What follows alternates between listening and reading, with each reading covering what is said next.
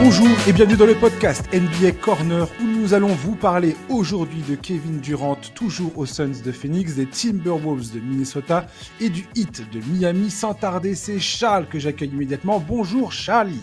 Salut Josh, salut à tous. Charlie, on est dans le break pour la NBA, c'est le break du All-Star Game qui se tient ce week-end à San Francisco. Voilà, c'est un peu les vacances, même si c'est pas les vacances, mais au niveau de la NBA, c'est un peu le break. On va parler vite fait de l'actualité, si tu veux bien, avant qu'on parle des trois sujets principaux dont je viens de parler. Et donc, justement, ce All-Star Game, je voulais quand même voir. Je sais ce que t'en penses, tu sais ce que j'en pense. Je voulais quand même savoir si t'allais regarder un truc en particulier ou pas. Les ans, toi et moi, on est d'accord pour dire que le concours à 3 points, c'est peut-être le truc le plus fun. D'ailleurs, j'étais un peu tristoun de voir qu'ils vont pas reconduire le truc avec Ionescu et Stephen Curry. Je comprends leur explication. Je trouve ça dommage. Je trouvais que il y avait des trucs à trouver là-dedans, pour le coup. Ça n'aura pas lieu. Voilà. Le Rising Star, on va voir ce que ça va donner. Il y aura l'équipe qui va participer au All-Star Game de dimanche, donc qui va faire partie de ce micro-tournoi auquel on va assister. Il y a des choses qui retiennent particulièrement ton attention ou pas ? Non, à la limite, les déclarations de Wembanyama qui explique qu'il a envie de défendre, qu'il a envie de se donner à fond. Je me dis, est-ce que peut-être il peut être un déclencheur de quelque chose, tu vois? Est-ce Ouais. qu'éventuellement, s'il vient claquer un énorme contre sur la tronche de LeBron, est-ce que ça peut pas un peu piquer les égos en face? Je sais pas, j'attends de voir un peu ça. C'est à peu près tout, en vrai, ce que j'attends, pour être très honnête. Et je vais regarder les concours comme souvent. Et le match, enfin les matchs plutôt, je vais jeter un œil, mais bon, c'est évidemment, comme tu l'as dit, pas ce que je préfère dans la saison NBA. Ouais, le truc qui me faisait le plus kiffer ces derniers temps au All-Star Game, c'est pour dire à quel point, à quel point ça m'intéresse, c'était les moments de complicité entre Jokic et Doncic. Jokic et Giannis Antetokounmpo aussi s'amusent bien souvent au All-Star Game, à se chambrer, à se chamailler, à faire des trucs. Et Ouais. là, il y aura pas trop ça cette année. Donc je suis un peu, voilà, moi c'était ma partie sympa du All-Star Game et je l'aurais pas cette année, donc Ouais, à la limite, le truc ça me qui peut gonfle un être peu. sympa aussi, c'est LeBron et Curry ensemble. On sait qu'ils ont une super Ouais. relation, qu'ils s'entendent très bien. Bon, on va voir un peu ce que ça donne, mais voilà, faut Et pas. KD aussi, le trio des anciens, quoi. Ouais, mais justement, tu penses que ça va être comment les relations entre KD et Curry après que KD ait pas du tout voulu revenir à Golden State? Je sais pas. Je pense qu'il doit savoir à peu près que c'est pas contre Curry, je pense. Je pense que Oui, Curry oui. sait la raison pour laquelle il est pas venu. Ouais, mais je Même pense si que effectivement c'est assez étrange. Ouais, je On pense va que pas se Curry mentir. aurait bien aimé que, tu vois, il arrive à passer outre Ah ces ouais, bien états d'âme sûr, pour bien sûr. mais bon. De toute façon, il va y avoir des situations bizarres, comme Kyrie Irving avec LeBron. Je crois qu'ils sont dans la même équipe, non? Ouais, À ouais, la bien base, sûr, ça ouais. devait être Anthony Davis. Je sais plus, j'arrive plus à Ouais, suivre ouais, qui, si, quoi, Kyrie et LeBron pourquoi, sont ensemble. comment, Non, mais voilà, c'est ça, c'est que c'est les petites histoires et les qui est là, relations qui est entre pas là. joueurs qui vont être a priori plus sympas à regarder parce que, bah, Ouais. on se doute que les matchs vont pas être magnifiques. Encore que, voilà, moi je te dis, Wemby a quand même été très clair sur le fait qu'il voulait apporter de l'intensité, qu'il voulait se jeter un peu sur tous les ballons, défendre. J'ai un peu envie de voir ça. Et écoute, s'il arrive à relancer un semblant d'intérêt sur le All-Star Game, bah, bravo à lui. Bah, où c'est absolument nécessaire, effectivement, c'est d'avoir un joueur met qui met un stop à cette histoire de on est là pour faire les clowns, quoi. C'est le cirque, quoi. C'est le cirque Lepin d'air. À partir du moment où il y aura un joueur qui arrêtera de nous imposer ça, et qui donnera un petit peu le ton Ouais, c'est ça. du All-Star Game, ça permettra de. Est-ce qu'il y a une responsabilité de la génération des LeBron James, KD, Stephen Curry? Est-ce que toi, tu fais partie de ceux qui leur mettraient cette responsabilité sur le dos? Il y a pas mal de vidéos sur YouTube qui parlent de ça. C'est bien sûr les haters qui aiment bien faire de l'audience sur ça, quoi. Mais est-ce que Franchement, toi, pour toi, il y a quelque chose à dire là-dessus? pour moi, tous les joueurs qui participent au All-Star Game sont responsables. Moi, je suis vraiment persuadé qu'il suffirait qu'il y en ait un. Hein. Je suis persuadé qu'il suffirait qu'il y ait un mec qui se pointe sur le parquet, le couteau entre les dents, qui défende, qui rentre dedans, et pour que, tu vois, ça pique l'ego des autres et que ça lance un peu un engrenage où tout le monde se donne à fond. Donc je sais pas qui est responsable, mais je pense que tout le monde est un peu coupable. Après, bon, On peut pas en même temps. Tu vois, on dit beaucoup que les saisons NBA sont éreintantes, que le rythme est insensé, etc., etc. Que les mecs ils aient envie d'utiliser ce week-end-là pour se reposer, même en étant sur le parquet, ça m'étonne pas non plus complètement. Ouais, tout à fait. Je comprends. Charlie, je peux pas t'avoir au micro de ce podcast. Surtout que tu seras pas là la semaine prochaine pour parler avec moi. Tout à fait. Je veux que tu me donnes un petit peu tes sensations sur les débuts de Luka Doncic aux Lakers, Charlie. Ah, Qu'est-ce que c'est tu trop en as tôt. pensé? Non, non, mais donne-moi tes premières impressions, zut, à la fin. On va pas toujours être sérieux, là. Quel plaisir, hein. Qu'est-ce que tu veux que je te dise? Quel plaisir d'avoir un mec pareil sous le maillot. Ah, bande de Il a déjà faussaires. montré par séquence, arrête un peu. Il a déjà montré par séquence tout ce qu'il pouvait apporter. Alors moi, j'ai lu pas mal enfin, j'ai entendu pas mal d'analystes et d'insiders NBA qui disaient que la relation entre LeBron et Luka n'était pas si évidente et que ça allait prendre un peu de temps avant que tout se mette en place. Et je suis tout à fait d'accord. Ah, Parce j'espère que, que ça va être côte ouest. J'espère que ça va être amour, gloire et beauté, là. ouais, en fait, Ça va se tirer dans les pattes. c'est difficile d'avoir deux métronomes dans une seule équipe, tu vois. Donc forcément, Karma. il va falloir un peu trouver comment répartir tout ça. Est-ce que JJ Redick en est capable? Moi, je le pense. Qu'est-ce que tu veux que je te dise? En fait, moi, je suis content, tu vois, de voir ce mec-là sous le maillot des Lakers, ça fait plaisir. J'ai toujours du mal à réaliser, j'ai toujours du mal à y croire, mais ça fait plaisir. Et puis, je suis content de Parce que voir c'est un Reeves. scandale, Charlie. Parce que c'est un Arrête. scandale. Le transfert foireux de Mark Williams, qu'est-ce que tu as à me dire là-dessus? Franchement, c'est un truc, j'ai Franchement, je suis content, halluciné. hein. Qui a sauvé les miches des Lakers comme ça et qui a quand même mis une gifle en travers du visage de Mark Williams? Je sais pas si on réalise bien les conséquences que ça peut avoir sur la carrière d'un joueur, un truc pareil, quoi. Mais oui, mais bon, alors, je suis d'accord avec toi, mais si effectivement il n'a pas passé la visite médicale pour un problème qui n'est pas son dos, alors que c'est quand même a priori le dos qui coinçait chez lui, c'est de toute façon sa carrière, je vais être franc avec toi, elle est en danger à Mark Williams malheureusement, Hmm. c'est très triste. Écoute, moi je vais être, je vais être froid et Et pas très, calculateur voilà, comme les fans des Lakers. non, Ils savent bien l'être. qu'est-ce que tu... Ah, je vais pas. Mais c'est le week-end, vas-y, c'est bon là. C'est le All-Star Weekend. Non mais moi je suis content. J'ai le droit d'être désagréable. Moi, je trouvais que c'était trop cher payé. Je trouvais que c'était en fait, je trouvais que c'était un move qui était trop cher payé pour quelque chose de très risqué parce que physique très défaillant, enfin, en tout cas très injury prone. Donc, euh, que ça a été possible d'annuler, écoute, ça me convient parfaitement. Moi, je te dis, pour moi, le choix de draft, il était potentiellement beaucoup trop, il avait trop de valeur. Mhm. Donc bon voilà, écoute, que Mark Williams retourne à Charlotte, ça me déplaît pas forcément. Maintenant, je trouve que le communiqué de Charlotte, il est absolument ridicule. Non mais C'est- vraiment ça pour le Ah, mais coup, c'était parce que cosmique. moi je veux bien qu'on tape sur les Lakers pour tout et rien, mais la communication de Charlotte sur ce truc-là, c'est pitoyable. Mais c'est d'une de médiocrité que les mecs ne soient même pas foutus d'assumer qu'ils aient voulu transférer Mark Williams, qui prétendent que c'est parce que les Lakers leur ont mis le couteau sous la gorge, qu'ils ont un grand respect pour son éthique de travail et tout. C'est ridicule. Honnêtement, c'est un des communiqués les plus risibles que j'ai lu en NBA ces dernières années. Donc voilà, pitoyable communication de la part des Hornets. Alex Len sous le maillot des Lakers. Bon. J'ai rien à dire là-dessus. Je suis désolé. Ouais, Alex Len cirait le banc aux Kings. Je vois pas ce qu'il va pouvoir apporter aux Lakers. bon, il va pas apporter grand-chose en réalité. Maintenant, de toute façon, enfin voilà, je pense qu'on sera d'accord toi et moi pour dire que les Lakers là aujourd'hui, on se projette pas sur un horizon à quelques semaines, on se projette sur le plus long terme. Cette saison, ça va être difficile d'être Ouais, très mais alors. ambitieux.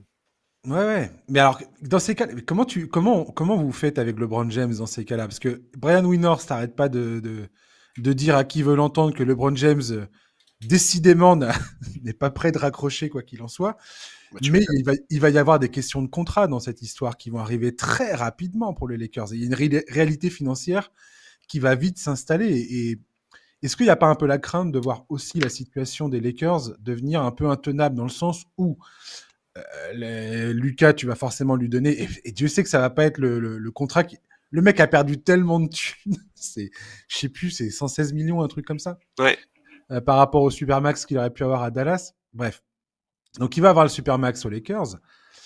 LeBron a une option, je crois, une option joueur. à 52, ouais. Voilà. Ça pique, hein. Et donc lui, il veut renégocier, Bah, forcément. écoute, moi, je vais te dire, pour moi, là, on est. Puisqu'il n'arrête pas de dire, tout ce qui émane de LeBron James, c'est de dire, non, on va continuer, on va continuer. Donc, il va au moins essayer de dealer un contrat sur 2 saisons, encore une fois. Ouais, mais Et justement, tu vois, moi, j'ai hâte de tu voir lui offres quoi à ce mec-là? Ah bah moins, hein, beaucoup moins que ce qui est prévu Ah, là mais il va pas actuellement, être hein. d'accord. Mais justement, pour moi, c'est un peu la question, tu vois, c'est quelle fin de carrière tu veux, LeBron? Quelle fin de carrière tu veux, LeBron? Est-ce que tu veux une fin de carrière où tu peux viser des titres, ce qui, pour ta legacy, pourrait quand même changer beaucoup de choses? Ou alors est-ce que tu veux juste continuer à te nourrir sur le cochon? Bah, c'est un peu Moi, le je truc. pense que c'est la deuxième option, Charlie. Ouais, je le pense Je aussi. pense que Je c'est le la pense deuxième aussi. option. Mais dans ce cas-là, les Lakers ne pourront pas viser le titre dans les 2 saisons qui viennent. Ça, il faut être clair là-dessus, quoi. Bah écoute, on verra bien. Peut-être qu'il va nous surprendre, hein. Moi, tu sais que je serais Doncic, je suis pas loin de conditionner ma prolongation aux Lakers à ça, hein. Moi, Sa moi- retraite, tu veux dire? ah non, non, mais moi je vais voir Pelinka et je lui dis, moi les gars, je prolonge chez vous si vous donnez pas plus de 30 millions à LeBron, hein. Ouais, ouais. Non, mais c'est marrant parce qu'il y a dans certains podcasts américains, là, cette question a été abordée, notamment dans notre groupe. Là, Andrea Bott abordait cette question-là du fait que manifestement, c'est pas du tout acquis que les joueurs s'entendent et que entre Luka Doncic et LeBron James, même si Luka Doncic a toujours dit qu'il était admirateur de LeBron James, il y Ouais, a mais rien qui garantit le fait qu'ils s'entendent une fois qu'ils sont dans la même équipe, quoi. ah oui, parce que tu Et peux surtout qu'il admirer y a le une joueur. ambiance de passage de témoins. Et il y a eu déjà des éléments dans la presse où on sait que le camp de LeBron a commencé à dire ouais, dis donc, Ah non, le, s'il te le- plaît. non Je mais sais à quoi tu vas faire référence. non mais Le, oui, le front office est plus, est on plus donne enclin à écouter Lucas ouais, tout d'un coup que LeBron, quoi. on donne un intérieur à Lucas, mais pas à LeBron. Et C'est tellement ridicule, ça. non, non, mais Mais oui, toi et non, mais moi, on sait t'as très bien bien que raison. ces trucs-là, ils se retrouvent pas dans la presse sans Non, mais bien que sûr. quelqu'un du camp concerné balance le truc. Faut Ah non, mais arrêter. Enfin, évidemment. Ah oui, non, bien sûr, bien sûr. donc, C'est une communication ciblée de la part des proches de LeBron, c'est évident. donc voilà. Non, écoute, voilà, moi je te dis, je pense que le prochain contrat de LeBron en dira beaucoup sur, sur à la fois ce que lui veut pour la fin de sa carrière et puis à la fois sur ce que les Lakers ambitionnent.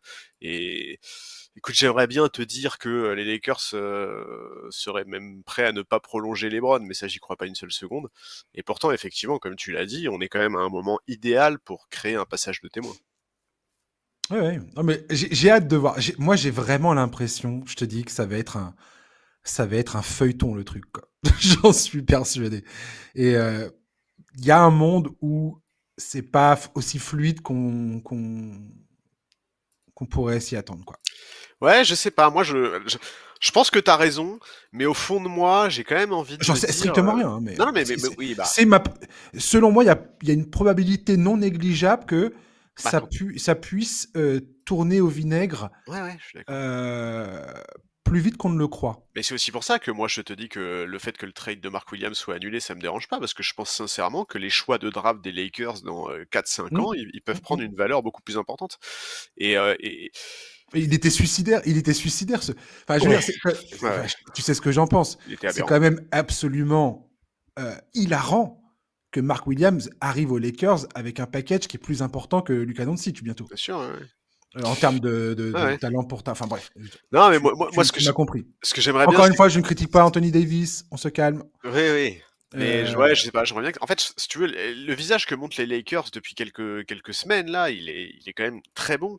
Et je trouve qu'en fait, s'ils gèrent bien l'épineux problème de la prolongation de LeBron, cette équipe, elle peut quand même proposer des choses qui sont intéressantes, je trouve. Dans en les, tout cas, c'est facile. Ouais, c'est fascinant parce que là, il se retrouve face à Luka Doncic qui est l'avenir. oui, Donc, tu ne peux pas te permettre d'aller contre contre ce qu'il veut, contre ce qu'il cherche, contre enfin, ce que son profil exige en termes de joueurs autour de lui. Et tu peux pas aller contre LeBron James, qui est, comme je l'ai déjà dit plus souvent dans ce podcast, le joueur le plus puissant, peut-être de l'histoire de la Ligue, très clairement. Et ça dépasse largement le cadre des Lakers, je pense. Donc, ça va être vraiment, vraiment, vraiment passionnant de voir comment ce jeu d'influence, de pouvoir ce bras de fer générationnel va se jouer. Ça peut tout à fait se passer de façon en bonne intelligence, fluide, tout ça, parce qu'il y aura une médiation, parce que les deux joueurs vont réfléchir et penser à leur intérêt qui est commun quelque part. Soit ça peut clasher pour des raisons obscures qui nous échappent, quoi, mais Oui, mais ça peut. moi je pense quand même que le pouvoir de LeBron aujourd'hui, il est moins fort qu'il y a 15 jours, tu vois. Parce que Doncic, c'est pas seulement l'avenir en fait, c'est aussi le Je présent. suis tout à fait d'accord avec Tu vois. toi. C'est-à-dire qu'aujourd'hui, si LeBron il va voir Pelinka et qu'il lui dit moi je veux ça, sinon je me barre, bah, Pelinka il va le regarder et lui dire bah ok, ok. Mais c'est tout à fait la raison de l'aigreur Bah oui, potentielle. bah, bien sûr, bien sûr. C'est justement la réalisation de LeBron que tout d'un coup, ce n'est plus lui le capitaine du bateau. Oui, et que c'est aujourd'hui, il est beaucoup moins dans une position Mm. de force en cas de bras de fer. Ça, c'est Et que c'est sûr. quand tu es un joueur comme lui qui a construit toute sa vie, toute sa carrière pour obtenir le pouvoir qui est le sien, quand ça commence tout d'un coup à te filer entre les doigts, Mais c'est ça, en fait, ce qui est extrêmement intéressant, c'est qu'il faut bien comprendre que là, pour la première fois depuis 20 ouais, ans, on est grave, dans un cas de figure où, dans l'équipe de LeBron James, il y a un mec qui est le plus plus fort que important. lui. Ouais. Et c'est pas le joueur le plus important, surtout. Non, c'est ça. Non, mais en fait, au-delà de l'importance, tu vois, hors Ouais. basket, il y a un mec qui est plus fort que lui, en fait, quoi. Alors ça, tu vas te faire des amis en disant ça, mais Bah, je ouais. suis désolé, il a 40 ans, LeBron, les Ah, mais gars. je suis absolument d'accord avec ce que tu Euh, viens de dire. Je dis pas Mais que le LeBron qui avait 25 ans était moins fort que le Doncic de 25 ans. J'ai même pas envie de rentrer dans ce débat-là parce que c'est pas une ouais. discussion que auquel j'ai réfléchi ou qui me semble pertinente. Mais à l'instant T, pardon, mais LeBron, il vient d'avoir 40 ans quand même, là, les gars. Hein, Hmm. Et pendant ce temps-là, du côté de Dallas, c'est quand même, c'est horrible. putain, c'est l'ambiance, c'est l'ambiance cimetière, quoi. C'est là, t'as Anthony Davis. Alors, Anthony Davis, c'est quand même extraordinaire. C'est cette histoire d'Anthony Davis à Dallas, quoi. Le gars arrive, enfile le maillot, première sensation, tu te dis, mais waouh, le gars, il est libéré, il est trop fort, c'est fou. Tout d'un coup, tu te dis, mais attends, mais peut-être que Dallas a, peut-être que Dallas a gagné ce trade. Et bam, il se pète. Après, on dit, ouais, mais non, ça va, c'est pas trop grave. Et tout ça, lui-même l'a dit. Hein. Ouais, non, ça devrait aller, tout ça, c'est pas dramatique, c'est la conséquence de ma blessure aux abdos, il n'y a pas de problème. Logiquement, ça va se passer. Et là, on apprend que le gars, il va être absent plusieurs semaines, voire c'est pas totalement exclu qu'il soit plus là pour la saison, quoi. T'as Daniel Gafford qui est out pour au moins 6 semaines, je crois. Derek Lively qui est déjà à l'infirmerie. Dwight Powell qui est à l'infirmerie. Il n'y a plus de pivot alors qu'ils en avaient trop. On disait qu'ils en avaient trop quand ils ont Ouais. fait le transfert pour Luka Doncic. Enfin, pour faire partir Luka.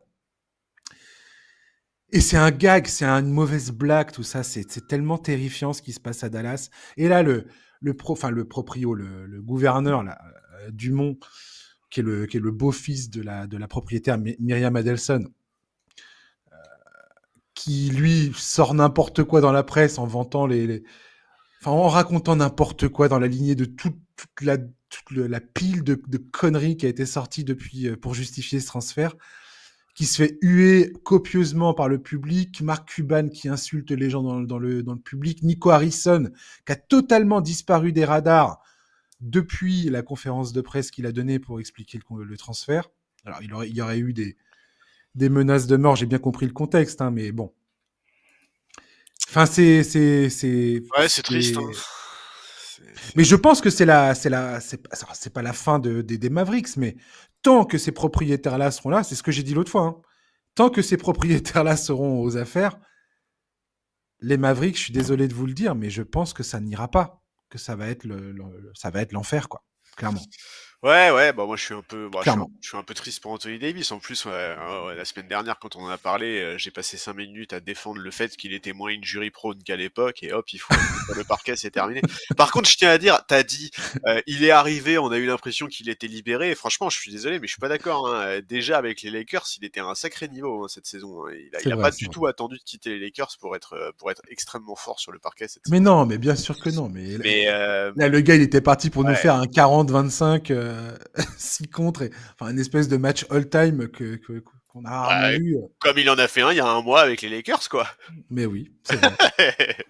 Non, mais voilà, écoute, ouais, ça me rend, ouais, c'est triste. Franchement, c'est triste parce que Ah quoi oui, qu'on, bah quoi oui. qu'on pense, tu vois, de la décision des Mavs, ça fait, C'était de voilà. la merde. Oui, oui, C'était de la oui, merde. je suis d'accord, mais ça reste Encore triste aujourd'hui, que les fans toujours. doivent subir ça. Ça reste triste que l'équipe doive subir ça. Puis voilà, moi je te dis, moi l'effectif, je le trouvais intéressant. Bah, le problème, c'est que là, il y a plus un seul intérieur, hein. Là, il joue Mhm. avec un ailier en poste 5. Bon bah, bon courage. Bon courage. Ouais, Et sachant ouais, qu'en bien plus, ils sûr. s'en sortent pas trop mal, hein, en termes de résultats. Franchement, ils étaient plutôt Oui, en oui, train bien sûr. de. Là, ça joue à l'honneur, ça Exactement. Ouais, joue, c'est ça. C'est ça qu'on. Ouais, c'est ça joue à exactement. la fierté, quoi. Mais Tout à fait. on sait très bien que malheureusement, ça ne peut pas durer comme ça. Et très franchement, je regardais les salaires, enfin les contrats et tout ça du côté de Dallas. Ouais, c'est compliqué, hein. Dans 2 ans, cette histoire, ça peut être complètement différent, quoi. Ouais. Bref, on verra ça. Petit clin d'œil aussi, Markel Futz, qui a rejoint les Kings de Sacramento. Ça m'a fait très plaisir de voir qu'il revient en NBA. Voilà, parce que j'avais beaucoup aimé son passage à Orlando. J'ai de l'affection pour ce joueur parce que j'aime pas ce qui lui est arrivé. Ça m'a toujours rendu triste son histoire. Donc j'espère vraiment qu'il va réussir à trouver sa place à Sacramento. Voilà.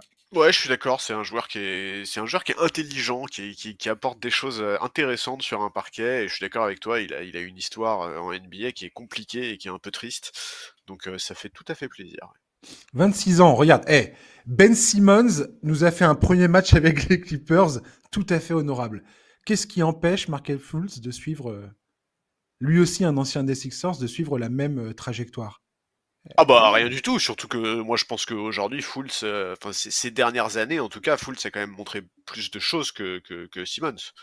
Ouais, il a toujours été. Fultz, le problème, ça a toujours été les blessures, quoi. Absolument. L'année dernière, il a joué 43 matchs, un truc comme ça. Donc, Oui, c'est ça, 43 l'année dernière, 60 la saison d'avant. Mais après, enfin, avant, par contre, c'est ouais, 18 matchs, 8 matchs, ouais, c'est compliqué, hein. c'est quand même toujours problématique. Allez, on va passer à nos sujets principaux. On va commencer par Kevin Durant. Parallèlement à la folie du transfert de Luka Doncic aux Lakers, KD a vu son nom flotter avec insistance dans la dernière ligne droite avant le dépassement de la date limite des transferts. L'ailier des Suns de Phoenix, dont les résultats sont particulièrement décevants cette saison, je rappelle, hein, ils sont actuellement hors de la course des playoffs, ce qui est très décevant, C'est a vrai. été cité dans un transfert qui aurait pu le conduire à rejouer aux Warriors avec Stephen Curry, ce que j'avais annoncé quasiment, presque, à 2 doigts. Hein, je tiens à le signaler. Ça aurait été un coup de bol, hein, très sincèrement. Ça aurait été incroyable. Ouais, ça aurait été incroyable, mais ça aurait été un gros, gros coup de bol. Il y a eu un deal aussi avec le Heat de Miami qui a été rapporté, un potentiel transfert aux Wolves qui aurait capoté, faute de temps pour finaliser les éléments du transfert, ce qui aurait été immédiatement le deuxième événement le plus marquant de cette trade deadline. Aujourd'hui, personne ne sait ce que KD pense de tout cela. C'est la première fois que son nom est cité dans des rumeurs de transfert sans que lui-même ait décidé d'y apparaître. Il est sous contrat jusqu'en 26, pardon, et certains pensent que sa décision de rester aux Suns après cette espèce de transfert fait sans qu'il soit au courant, un peu atteint les liens de confiance qu'il a avec la franchise. Kevin Durant a eu l'occasion de s'exprimer à ce propos, reconnaissant que cette situation était nouvelle pour lui, mais qu'il ne voyait cela uniquement comme un événement hors de sa portée, qu'il restait concentré sur son travail. Il a toutefois regretté que tout cela ne, ne manquera pas d'attirer l'attention médiatique sur lui et sur son prochain contrat. Grosso modo, tout le monde maintenant va se poser la question de savoir si il est brouillé avec les Suns, avec Matisse Bia, qu'est-ce qu'il va faire la saison après, quand son contrat arrivera à terme, et ainsi de suite. Charles, est-ce que tu as été surpris de voir le nom de KD apparaître dans les rumeurs et comment tu vois son avenir à Phoenix personnellement? Bah non, j'ai pas été surpris parce que Phoenix est dans une situation qui est tellement compliquée que je pense qu'en fait, sur cette trade deadline, ils ont absolument tout essayé pour changer les choses, pour essayer de bouger certains contrats, pour essayer de créer quelque chose. C'est majoritairement parce que Bradley Beal ne pouvait Bien pas sûr. partir et qu'il a sa note trade clause. C'est pour ça qu'ils ont Bah oui. fini par se pencher sur KD. Il y a aussi ça dans l'équation. Ouais, ouais, non, mais bien sûr. Écoute, moi, pour moi, enfin, je crois pas une seule seconde que qu'il puisse ne pas, enfin que pour moi il quitte Phoenix cet été en fait. Je vois pas comment c'est possible autrement. Le fait ils aient voulu le trade, c'est tout sauf anodin et même de toute façon même sans ça, la vérité c'est que moi à sa place j'aurais juste envie d'aller voir ailleurs. C'est clair, hein. Je veux dire, il se rend bien compte Ouais. qu'il est dans une situation qui est compliquée, alors qu'il ne veuille pas partir en cours de saison à Golden State. Ça veut pas dire que cet été il sera pas ouvert à d'autres destinations. Et d'ailleurs. Euh, Moi, j'ai un peu envie de penser que quand il loue le travail d'Ime Udoka et des Rockets, bah c'est pas complètement anodin non plus. Voilà, moi je pense que oui, je pense que là on est en train de vivre les dernières semaines ou les derniers mois de la carrière de KD à Phoenix et c'est pas plus mal parce que franchement cette équipe elle n'a aucun sens et tant qu'il y aura pas des gros contrats qui auront bougé, bah cette équipe continuera à n'avoir aucun sens. Écoute, ouais, qu'est-ce que... En fait, moi, je sais même pas... Moi, je vais être franc avec toi. KD, il a 37 ans. Enfin, il aura 37 ans en début de saison prochaine. Moi, j'ai envie de le voir ailleurs, ce mec-là. J'ai envie que sa fin de carrière, elle change un peu son image. J'en ai marre de le voir enchaîner les super teams sans que ça marche. J'aimerais bien que sa fin de carrière soit différente. Et Voilà. quel genre de projet tu le verrais à rejoindre aujourd'hui? Moi, je me suis posé cette question-là. Qu'est-ce qu'on peut espérer pour Kevin Durant, Ah, si franchement, ce n'est rejoindre une équipe qui joue le titre? Mais ça vous, bah oui. encore une fois, tout le monde criera encore sur le fait que il rejoint une équipe avec une superstar et qui va essayer Ah, je suis pas d'accord. Je pense que de grappiller une bague à moindre frais, quoi. ah, pour moi, s'il rejoint une équipe comme Houston, typiquement, il y a pas de Mhm. superstar à Houston et il peut Ouais. justement être l'addition qui leur permet de passer le dernier cap qui leur manque pour être un vrai contender au titre. Tu vois, moi c'est dans une équipe comme ça que j'ai envie de le voir. J'ai envie de le voir dans une équipe jeune où il y a des mecs qui se battent, où il n'y a pas de superstar. J'ai envie de le voir à Orlando. J'ai envie de le voir. Bon, Orlando, il y a un peu plus de mecs starifiés, mais j'ai envie de le voir à Houston. J'ai envie de le voir dans ce genre d'équipe-là. Voilà, il est tellement fort, KD. J'ai tellement de souvenirs marquants de ce mec, notamment en playoff, où à certains moments, on se dit qu'à lui seul, il peut totalement inverser le destin d'un match, voire d'une série. J'ai envie de le voir dans un contexte comme celui-là. Là, on n'en a pas parlé, mais très récemment, il a intégré le membre des 30 000 points en carrière. Enfin, c'est un mec, sa carrière, elle est légendaire. Vraiment, pour moi, c'est le plus fort en fait. Offensivement, il y a pas plus fort que ce mec-là. En tout cas, de la NBA que moi j'ai connu, donc depuis le début des années 2000, c'est le mec le plus indéfendable, le plus fort offensivement que j'ai jamais vu. Et j'ai envie de le voir dans un contexte où en fait il permettra à une équipe de passer un cap. Et donc voilà, j'aimerais bien le voir quitter Phoenix et aller dans une équipe de ce genre-là. Tu sais, un truc que je trouve très étonnant dans la carrière de Kevin Durant, c'est le fait que rarement depuis son départ de KC, il s'est retrouvé dans des situations où il était véritablement heureux. Ouais, Quand il a rejoint Golden State, on a bien vu, la première saison, ça a été peut-être la saison la plus enthousiaste, la plus celle où il s'est le plus épanoui, on va dire, dans cette équipe. Et encore, quand il gagne le titre, je me souviendrai toujours du fait qu'il ait dit, ouais, je pensais que ça allait être différent, le fait de gagner le titre. Je pensais que j'aurais un sentiment d'accomplissement. voilà, d'accomplissement, de complétude beaucoup plus prononcé que ça. Et en fait, non. Et c'était une phrase absolument ridicule, parce que évidemment, t'as pas de sentiment d'accomplissement en rejoignant une Mhm. équipe qui sort d'une saison à 73 victoires pour aller gagner le titre, quoi. Ah oui, oui, complètement, Mais ouais. bon. Mais ouais, non, Non, voilà, moi non, mais c'était assez lunaire de se rendre compte qu'il n'avait pas conscience, de enfin ça, ouais. que ça lui avait pas forcément effleuré l'esprit à ce moment-là. Et après les saisons qu'on suivi, ben c'était voilà 2018 et pourtant il est MVP des finales à chaque fois. Mais 2018, c'est une saison pas simple qui se termine sur un titre, mais qui était vraiment plus compliqué qu'il n'y paraît. Puis après, il y a eu la saison 2019 qui s'est terminée sur sa rupture du tendon d'Achille. Après, il part au Nets. Il a une saison blanche en 2019-2020. Il y a cette campagne de playoff en 2021 qui est absolument extraordinaire, mais qui se termine avec son gros doigt de pied qui mord la ligne. Et c'est la sortie des Nets qui, de toute façon, ne serait pas allé bien loin sans Kyrie et sans James Harden, Ouais. Ouais, mais enfin, qui étaient tous deux blessés. ils auraient pu sortir les mecs qui allaient gagner le titre juste après, quoi. Ouais. Et après, c'est l'enfer à Brooklyn. Il rejoint Phoenix. il y a pareil un enthousiasme parce qu'il y a Booker, il y a Chris Paul. Les Suns sont pas si loin que ça de leur passage en finale NBA face aux Bucks en 2021. Et tout s'écroule très très rapidement après cela. Et aujourd'hui, on a l'impression que à chaque fois, il arrive, l'ambiance est à son sommet et ça redescend et ça se termine en autre boudin à chaque fois. Et j'ai toujours l'impression que ça suit la même vague en permanence dans sa carrière. Et j'aimerais bien le voir s'épanouir dans quelque chose où organiquement, tu as l'impression qu'il a trouvé sa place. Tu vois ce que je veux dire?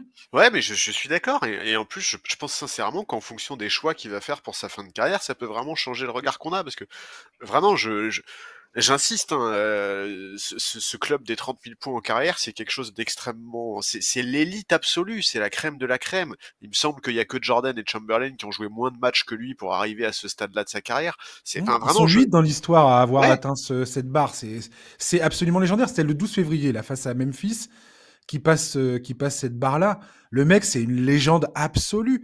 The Athletic, ils ont fait un papier où tu as Kawhi Leonard, James Harden, Kyrie Irving, ils sont tous là à expliquer que ce type, pour eux, c'est un gars, mais c'est une légende vivante de leur sport, quoi. mais oui, parce À que en juste plus, titre, à juste titre. Parce qu'en plus, tu vois, typiquement, pour comparer avec Jordan, je suis pas en train de dire que KD est un meilleur joueur que Jordan, hein, c'est pas ça, Mmh, mais Jordan était un joueur beaucoup plus vorace que KD en termes de shoot. Il shootait beaucoup plus que KD. KD, tout à il fait. a compté dans ses équipes des superstars du calibre de Curry, de Westbrook, de Harden, qu'il fallait également nourrir. Westbrook, moi, j'ai en mémoire des saisons à OKC où il shoot autant que KD. À Golden Et State, oui, pareil. souvent plus même. Tu sais qu'à Golden State, il y a des saisons où même Klay Thompson shoot autant, voire plus que KD. Et pourtant, ce Mmh. mec-là est déjà, là, aujourd'hui, dans le club des 30 000 points en carrière. Enfin, on se rend pas compte d'à quel point, quand il est en forme, Kevin Durant, c'est un cheat code. C'est de la triche d'avoir ce mec-là. Il est Mmh. capable de marquer dans n'importe quelle situation, sur n'importe quelle défense. Et c'est incroyable. Et ouais, moi, j'ai envie de le voir. J'ai vraiment par pitié, pas dans une autre super team, vraiment, par pitié. J'ai vu qu'il y a des gens, parce que forcément, ça bruisse un peu, là, ça occupe un peu les discussions sur les réseaux sociaux. J'ai vu des gens qui l'imaginaient dans une nouvelle super team, que ce Mais soit aux où, par Lakers. exemple? Ah, j'ai vu Ah des oui. gens citer les Lakers, alors je sais même pas si c'est faisable, hein, mais... Mais les Lakers, tout le monde va aux Lakers Oui, si t'écoutes oui. les réseaux sociaux et tout ça. Mais parce que Les toi, Lakers, ils sont dans toutes les rumeurs de transfert tu voudrais et dans quoi tous pour les sa fin de plans. carrière? Sans se préoccuper de la faisabilité des trades ou autre, hein, ça, on aura le temps de se projeter là-dessus quand on s'approchera de l'échéance, mais dans quel genre d'équipe tu voudrais le voir, toi?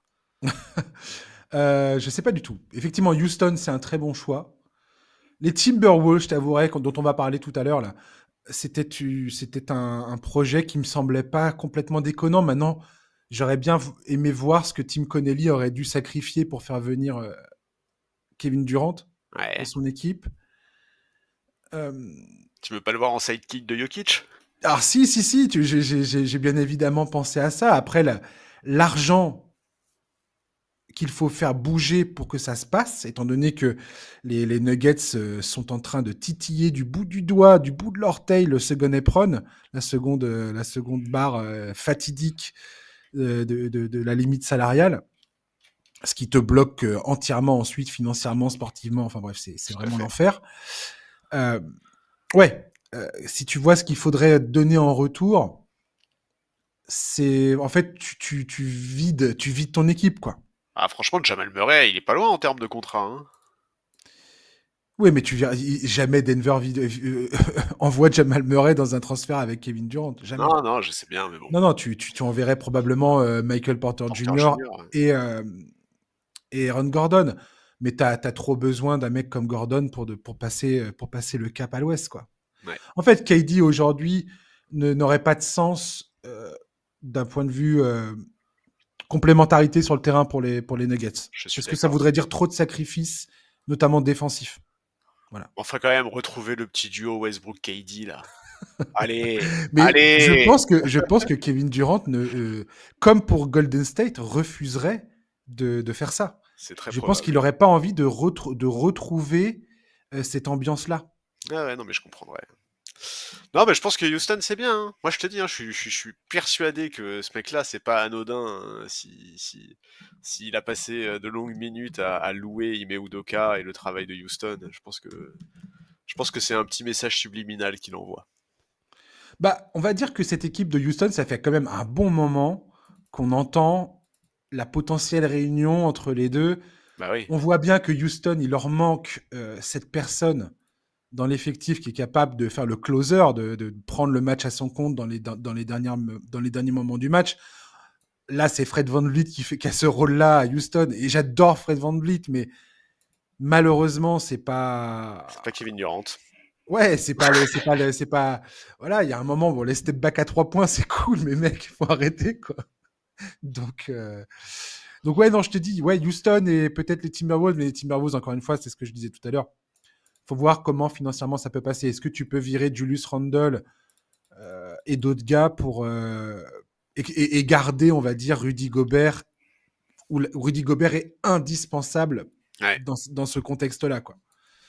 Mais je Donc, pense que faudrait faire marcher la NBA Trade Machine pour ouais. voir ce qu'il est possible de faire. Parce que forcément, ça se passera à la prochaine intersaison. Et ça voudrait dire que l'équipe qui le récupère accepte de renégocier son contrat. Tout à fait. Tout à fait. Parce que j'aimerais ne pas le voir une saison de plus à Phoenix. Phoenix, c'est un désastre industriel. Je sais pas si on se... Enfin, il faut se souvenir de ce que racontaient les médias américains, alors qu'ils peuvent être très très bêtes, hein, souvent dans leur jugement. Enfin, c'est très simpliste parfois les analyses. Je dis pas ça pour être désagréable ou méprisant. C'est juste que voilà, quand t'entends Kendrick Perkins dire ouvertement ah les Phoenix Suns, ça y est, c'est les favoris depuis qu'ils ont récupéré Bradley Beal. Vous regardez ça, tous les arguments qui sont sortis, c'est un jugement pur et dur sur ah tiens il y a 3 stars ensemble, c'est bon ça gagne quoi. Bah non les gars, le basket c'est pas ça quoi. Je suis désolé mais et il le sait très bien en plus Kendrick Perkins. Hein, je suis persuadé qu'il croit pas un mot de ce qu'il raconte. Mais Ah ouais, je sais pas, hein. Moi, Kendrick Perkins, j'ai des je doutes. sais pas, j'en sais rien. J'ai des doutes. J'aimerais croire que il ne croit pas un mot de ce qu'il raconte en fait. Bref, peu importe, mais voilà, j'aimerais le voir dans une situation un peu plus fun quoi. Bah ouais. Ouais, Parce clairement. que on n'a pas parlé on va pas parler de Devin Booker parce que c'est pas le sujet. On pourrait en parler encore plus longtemps, mais voilà, cette équipe des Suns, qu'on laisse Devin Booker se dépatouiller aux Suns, mais que KD prenne la tangente, s'il vous plaît, quoi. Tout à fait. Les Timberwolves, donc, eux, ils étaient à 2 doigts de récupérer KD, ça ne s'est pas produit. Ils ont fait les finales de conférence la saison passée pour la première fois depuis 2004. Ils ont fait un pas de recul cette saison après le transfert de Karl Anthony Towns, donc avant que tout ça commence. Comme attendu, ça n'a pas été simple pour Chris Finch et l'équipe d'incorporer Julius Randle et Dante DiVincenzo notamment, tous deux blessés actuellement. Surtout le premier, hein, Julius Randle, dont l'entente sur le terrain avec Rudy Gobert et Anthony Edwards est beaucoup moins évidente qu'avec Karl Anthony Towns. Pas Leur prévisible. défense... Hein C'était pas prévisible du tout, ça, tiens. On va encore casser on va encore casser du Julius Randle gratos.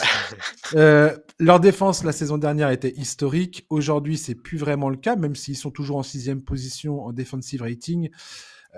Leur attaque, c'est ça qui pose question. Hein, elle est sur courant alternatif, et c'est bien ça le sujet de conversation qu'il faudra aborder au moment d'entamer les playoffs.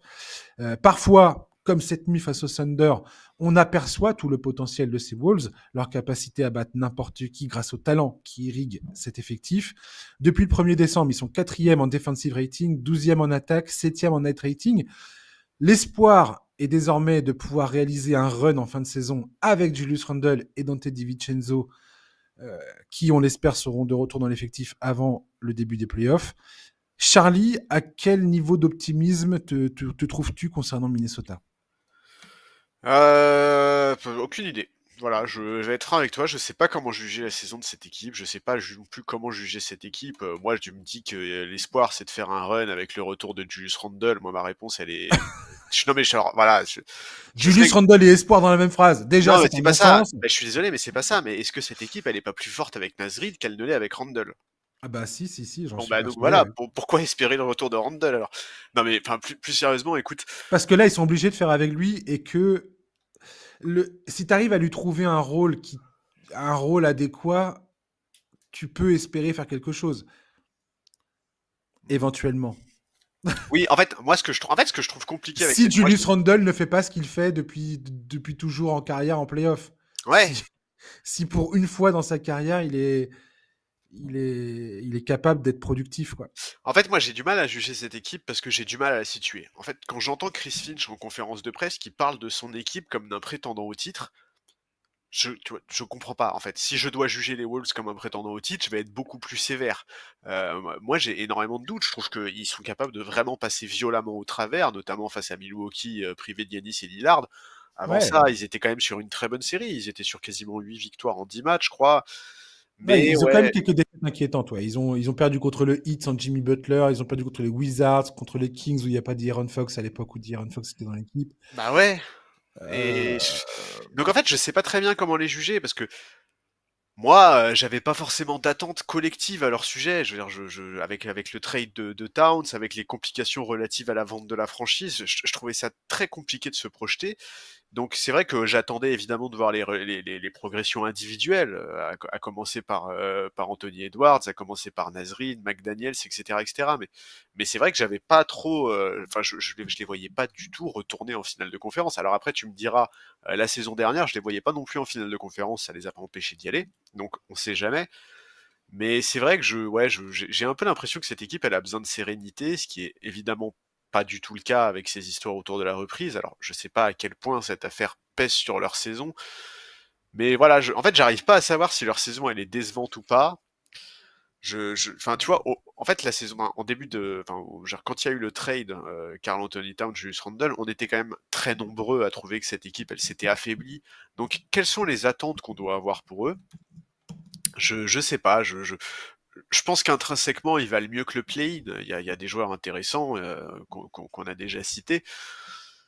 Mais ouais, je trouve ça vraiment, ouais, vraiment compliqué de se projeter. Tu l'as dit, ils sont moins solides défensivement que la saison dernière, ce qui était quand même leur force principale.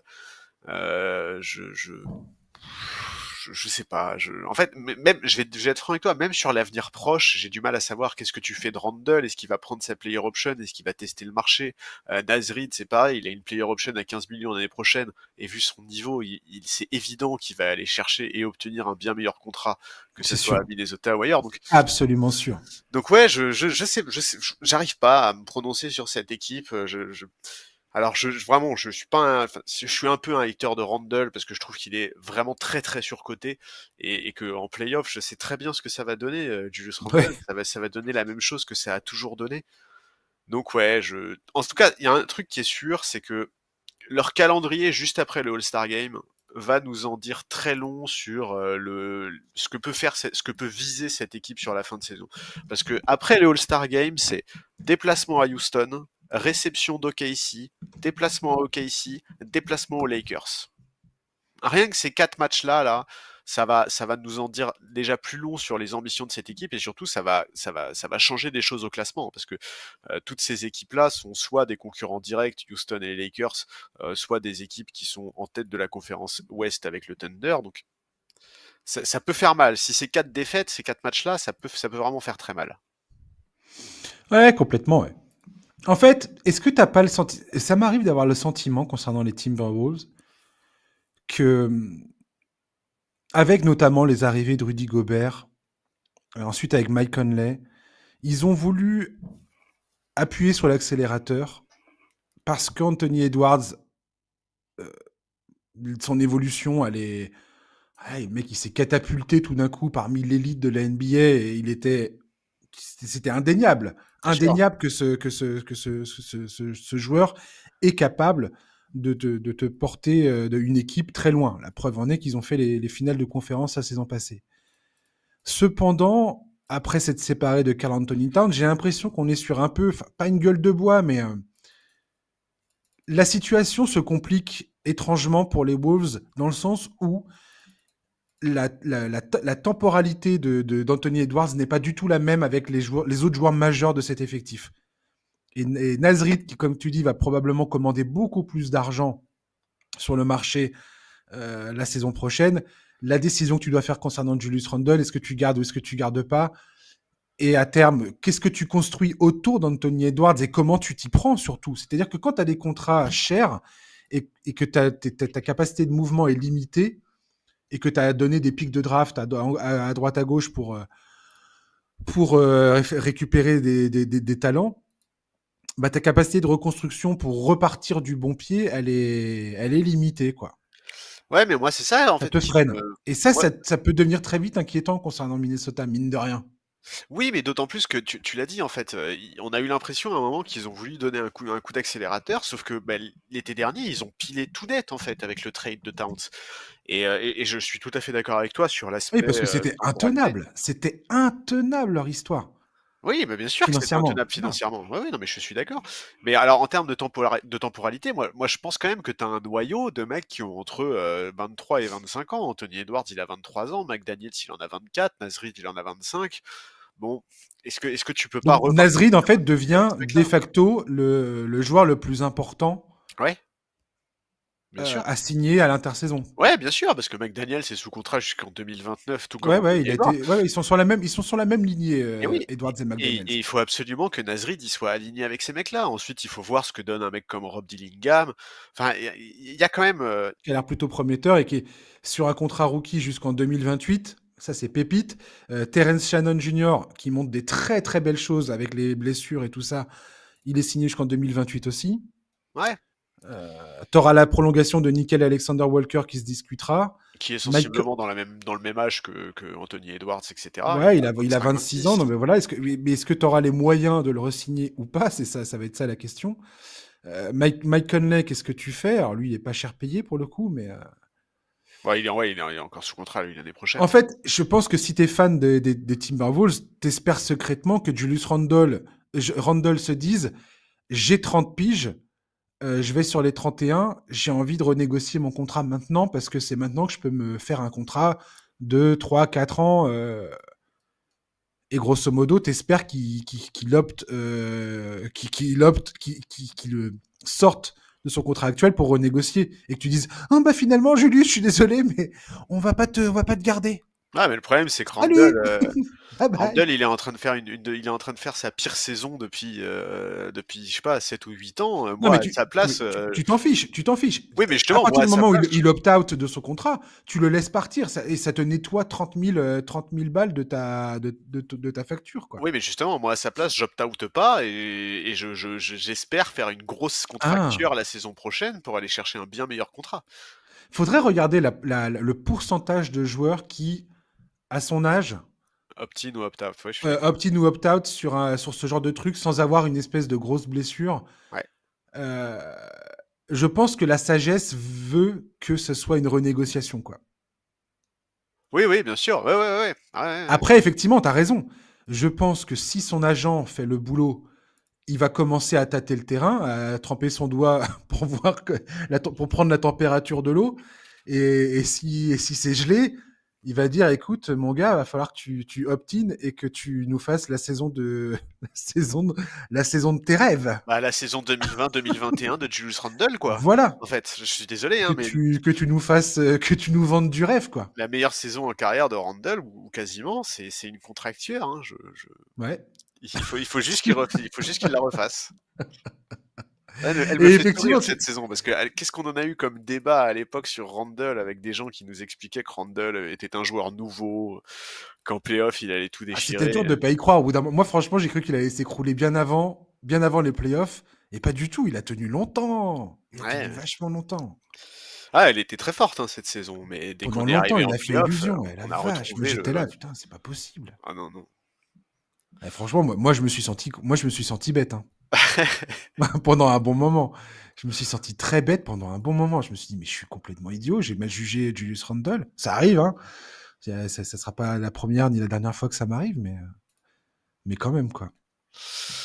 Bref, on verra ça. Et ouais, pour les playoffs, les Wolves, c'est quand même assez étonnant de se dire qu'à l'Ouest, les deux finalistes de la conférence l'an dernier, Bah, clairement, sont dans le play-in.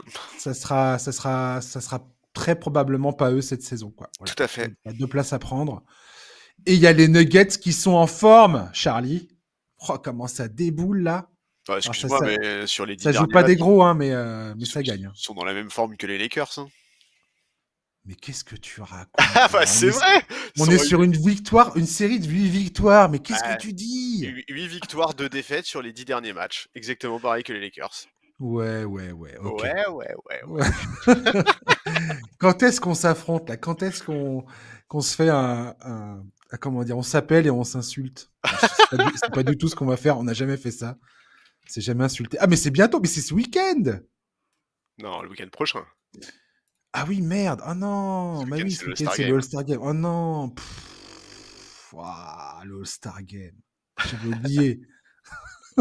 Ah, ça t'a fait redescendre d'un coup. J'avais déjà oublié quoi. Ça fait 40 minutes qu'on en a parlé. J'avais oublié l'existence du All-Star Game. Merde.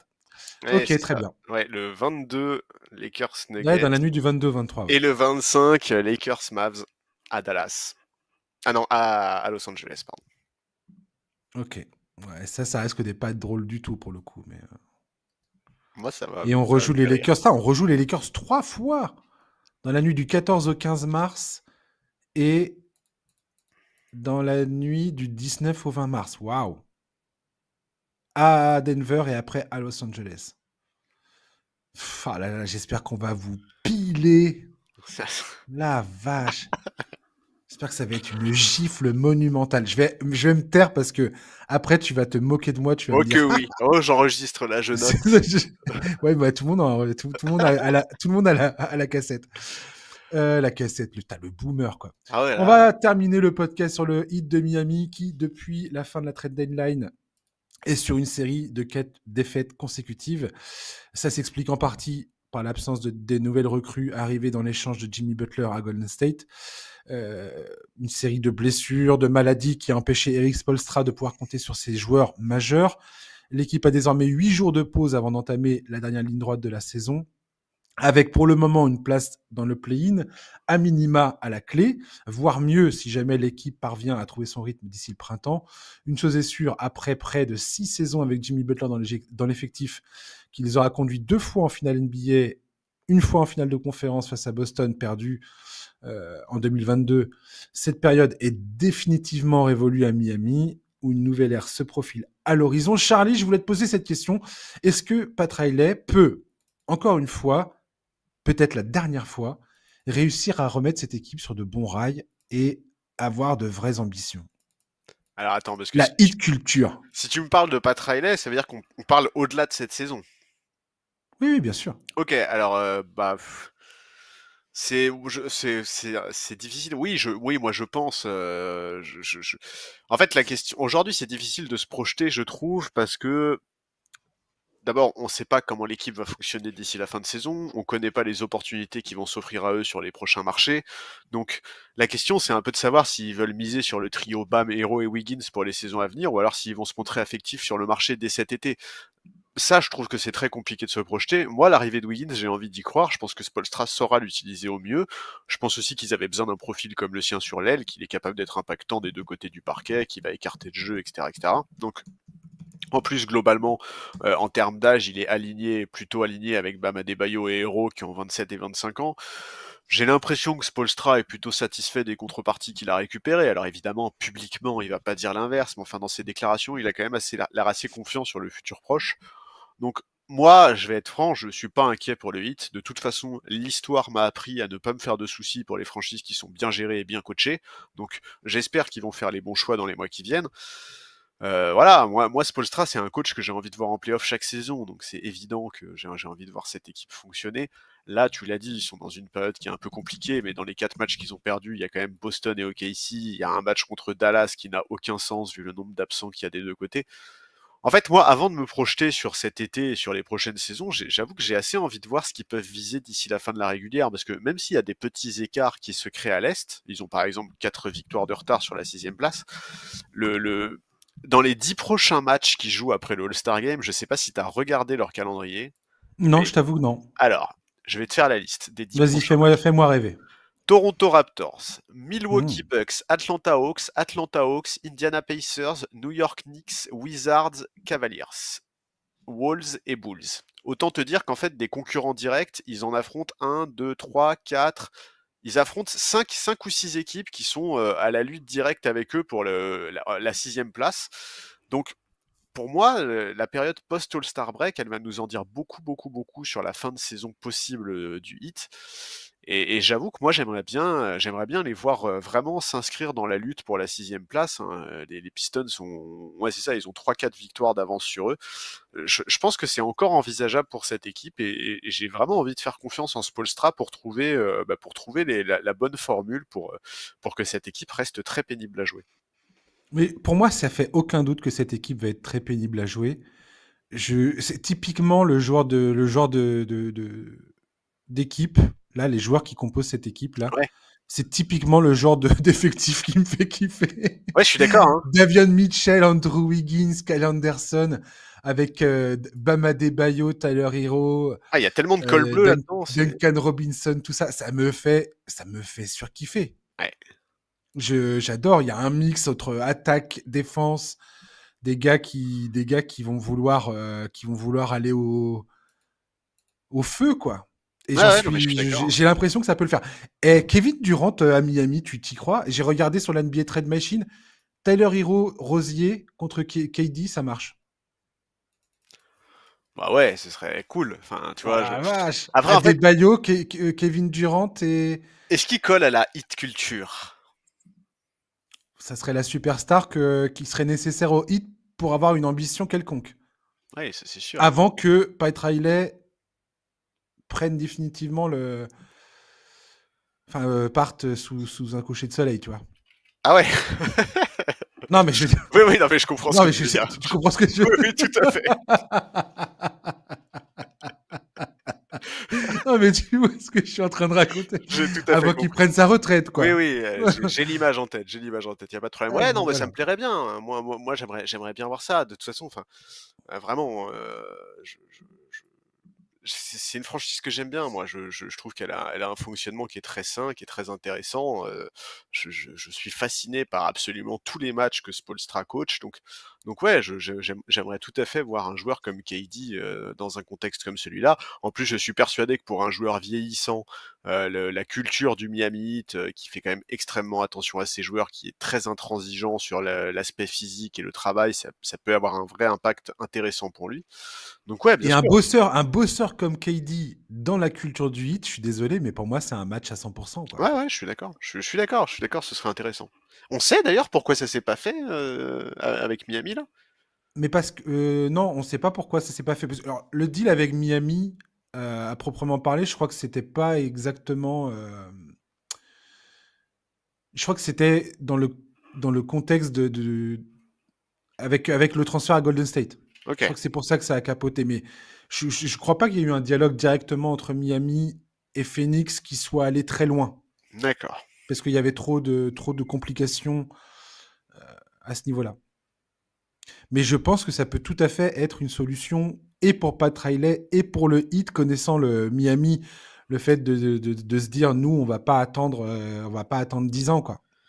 Et là, ça serait pour moi le chemin le plus court pour Miami pour revenir au premier plan. Et Franchement, si tu as un 5 majeur avec Adebayo, Kevin Durant, Andrew Wiggins, pauvre Tyler Hero quand même. ouais, ouais, c'est clair. Pour lui, c'est pas cool.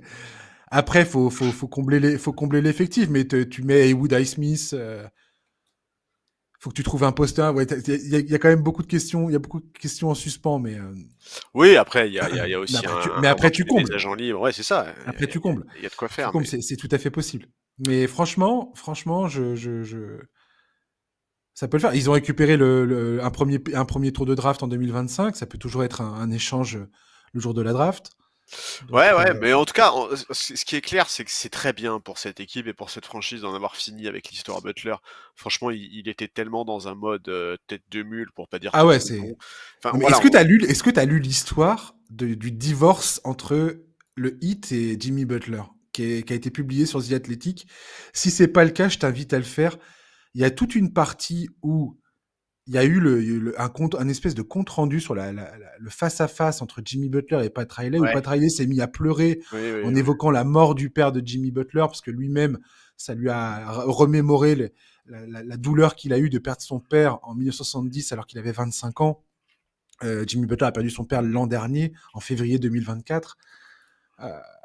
et toute cette partie-là, et surtout la perception qu'a eu Butler, donc selon les éléments récoltés par ce journaliste, Butler, ça l'a extrêmement dérangé, il a trouvé ça extrêmement dérangeant comme moment, il a trouvé l'attitude de Pat Riley extrêmement paternaliste, non avenue, enfin bref, et qu'après coup, quand Pat Riley a compris qu'il n'avait pas du tout réussi à toucher Jimmy Butler pendant leur dialogue, qu'il n'y avait pas eu le partage qu'il pensait avoir eu avec lui, c'est devenu extrêmement froid. Après, il y a eu Mickey Harrison qui est arrivé dans le truc, où on apprend également que pendant ces jours de suspension, ça a été le cas aussi parce que Harrison, le propriétaire du Heat, voulait lui-même s'expliquer avec Jimmy Butler. Mais comme il était en vacances, il fallait que Jimmy Butler attende qu'il revienne de vacances avant de rejouer.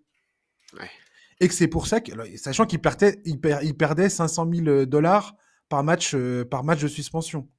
Ce qui est énorme. Donc forcément, donc Jimmy Butler, lui, a vécu ça comme un espèce de manque de respect ultime du style, mais...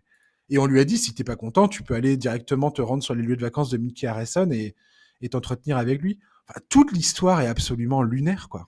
Ouais, ça c'est vraiment mal fini. Et... C'est horrible, en fait. La fin, elle est catastrophique. Ouais, vraiment, elle est catastrophique, ouais. J'aurais pas pensé ça, tu vois. Ouais, Enfin, moi non plus. ça parte à ce point en cacahuète. Oui, c'est vrai que toi, tu t'attendais à ce que ça s'arrange. Ouais, enfin, en fait, je pensais qu'il allait avoir un bras de fer, mais pas une tentative. Alors, humiliation serait un mot trop fort, mais je comprends que Butler et son agent se soient retrouvés dans une position où ils se sont dit, c'est impossible qu'on continue avec ces gens-là. Là, ils veulent nous tordre le bras pour montrer que c'est eux qui décident, c'est eux les patrons. Et à partir de ce moment-là, c'est devenu très très moche. Ouais, après, Et il y a même cette histoire de podcast où Dwayne Wade a dit, ouais, grosso modo, Jimmy Butler avec son comportement, parce que Jimmy Butler avait un traitement de faveur. Il monte. Alors, il y a aussi ce penchant-là dans l'histoire. Jimmy Butler ne prenait pas l'avion avec ses coéquipiers, ne prenait pas le même bus qu'eux, avait toujours des moyens qui étaient payés par le club, enfin par l'équipe, par la franchise, donc par Mickey Harrison, pour l'arranger, pour faire ses déplacements de son côté comme il l'entendait. Et Dwayne Wade avait été très vocal là-dessus, très critique sur ce truc-là, en disant mais c'est pas la culture du hit pour le coup. Ça, c'est un traitement de faveur où il y a Jimmy Butler et il y a les autres. Et ça, logiquement, c'est pas comme ça que ça se passe. Ouais, non, mais je sais bien. Après, écoute, ouais, c'est. En fait, le problème, c'est aussi l'impression que Butler il laissait sur le parquet. Enfin, moi je veux bien qu'il ait eu l'impression qu'il y ait un manque de respect ou que vraiment la franchise a tout fait pour que ça se passe pas bien. Mais enfin, le Jimmy Butler qu'on a vu sur les matchs qu'il a joué avec le Heat cette saison et le Jimmy Butler qu'on voit avec Golden State Warriors, je suis désolé, mais c'est pas le même joueur en fait, hein, en termes d'agressivité, en termes d'intensité sur le parquet. Tu vois, en fait, sur un divorce comme celui-là, je pourrais pas dire c'est la responsabilité d'un tel ou un tel. Je pense que il y avait de forts caractères et de forts égos des deux côtés et que ça s'est juste mal passé et que Oui, tout à fait. de toute façon, l'histoire, Je la suis d'accord. carrière de Jimmy Butler nous prouve que quand Jimmy Butler décide qu'il veut partir, y a pas meilleur que lui en fait pour obtenir son départ, hein. Il est tellement fort pour être enfin, tu vois, pour être imblairable en fait, quoi, pour être insupportable, désagréable, pour montrer à quel point il n'a pas envie d'être là. Lui, il n'a pas besoin de tweeter, je n'ai pas envie d'être ici, tu vois. Il le Ouais. montre au quotidien. Donc ouais, écoute, c'est triste que ça se soit fini comme ça, mais maintenant, bon, voilà, au moins C'est maintenant, pas c'est complètement terminé. étonnant non plus. Enfin, Voilà, Butler, il a pas la réputation de terminer ses histoires avec les franchises et de les exactement, passer de la bonne manière. Pat Riley, c'était pas le gars qui allait se plier à ses exigences tout à fait. et céder. Donc, quelque part, c'est pas étonnant que ça se passe comme ça. Moi, je pensais que justement, leur côté tête de mule à tous les deux allait finir par les rapprocher, du style, allez, on a trop à perdre à ne plus être ensemble. Il aurait Et fallu qu'il se trouve un ennemi commun. Moi, j'ai toujours, tu sais, cette sensibilité de me dire que l'histoire partagée, l'histoire vécue, pèse dans la balance et rapproche les gens. Mais on oublie, ça c'est une vision trop romantique des choses. On oublie que tout ça, ce sont des relations professionnelles. Et l'article de The Athletic, s'il est pertinent et avéré, avec une information solide, faut toujours garder un regard critique sur tout ça. Mais mais si le journaliste, ce qu'il raconte dans son article est véridique, voilà, c'est là que ça transpire en fait. C'est une relation de travail. C'est une relation de salarié à son patron et au big boss de l'entreprise, tu vois. Et Oui, Mickey et puis Harrison, c'est un milliardaire. Je veux dire, pour lui, Jimmy Butler, c'est un salarié. C'est oui, un et puis salarié surtout, comme en un autre. fait, là, on était dans une situation, en fait, où Butler et la franchise n'étaient absolument plus alignés sur leurs désirs. À partir du Tout à moment fait. où Jimmy Butler voulait plus de 100 millions de contrats sur 2 ans, alors qu'il a passé, enfin, alors qu'il aura 36, 37 ans, bon, bah, c'est compréhensible que ça soit juste un truc inacceptable, en fait, pour cette équipe de Miami. Ça n'aurait pas eu de sens, en fait. Ça n'aurait pas eu de sens. Pour Golden State, tu penses que c'est positif? Ça a changé ton opinion sur le transfert ou pas? Je Non. t'avouerai que je me suis gratté la tête un petit peu. Moi, je pensais pas que je ne pense toujours pas que ce transfert va permettre à Golden State de résoudre les problèmes qui sont les leurs. Euh, Cependant, c'est vrai que la, l'intelligence de jeu de Jimmy Butler fait quand même, fait quand même un taf en termes ce à quoi on assiste sur le terrain, les modifications que ça a permis d'apporter dans l'effectif sur le terrain pour l'instant, c'est pas mal. Oui, mais C'est en pas mal. fait, moi, en fait, pour les Warriors, c'est soit ils redeviennent un contender pour le titre, soit on s'en fout en fait. Enfin, tu vois ce que je veux dire en Oui, fait. complètement, je vois exactement ce que C'est tu veux un dire. peu dur ce que je veux dire, mais on parle des Warriors, on parle de Stephen Curry, on parle de Draymond Green en fait. L'idée c'est pas de dire ah bah c'est super maintenant les Warriors ils peuvent viser une demi-finale de conférence, tu vois. Je La veux dire, huitième place du ouais non mais play-in. voilà c'est ça. Je veux dire, Steph Ils vont Curry, pouvoir dépasser Sacramento. Cool. en fait, je pense que pour Curry, faire une demi-finale de conférence ou se faire sortir au premier tour, c'est kiff-kiff, tu vois. Genre, ça n'a pas d'impact. Donc non, pour moi, en fait, tu files un contrat de 110 millions sur 2 ans à Jimmy Butler si c'est celui qui te permet de franchir la dernière marche, tu vois. Si c'est celui qui te permet de redevenir un favori au titre. C'est absolument pas le cas. Je Non, suis c'est désolé, absolument pas c'est le cas. Ouais. absolument pas le cas. Donc non, non, ça ne changera pas mon regard sur ce trade.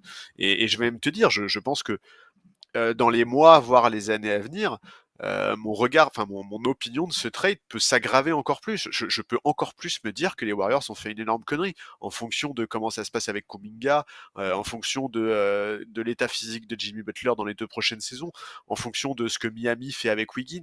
Tu vois, pour moi, ça peut même s'aggraver en fait. Je peux même me dire ah ouais non mais vraiment les Warriors ils ont complètement pété un plomb sur ce coup-là. J'ai l'impression que les Warriors se sont retrouvés avec. Enfin, ils n'avaient pas beaucoup de choix, quoi. Je pense que le refus de Kevin Durant a été quand même Ouais, une, un gros coup dur. ouais, une claque dans dans le visage, quoi. Et ce qui est drôle, c'est que c'est Draymond Green qui est très certainement la cause du refus de Durant de retourner là-bas. Oui, mais en fait, moi je veux bien qu'ils aient pas eu beaucoup de choix, mais si t'es face à un mur, bah, t'essayes pas d'abattre le mur à coups de tête en fait. Je veux dire, tu te mets pas dans une situation qui est encore pire parce que tu n'as pas d'autres. Enfin, tu vois, si tu peux pas améliorer ton équipe et la transformer en un prétendant au titre, eh ben tu n'hypothèques pas ton futur à moyen terme.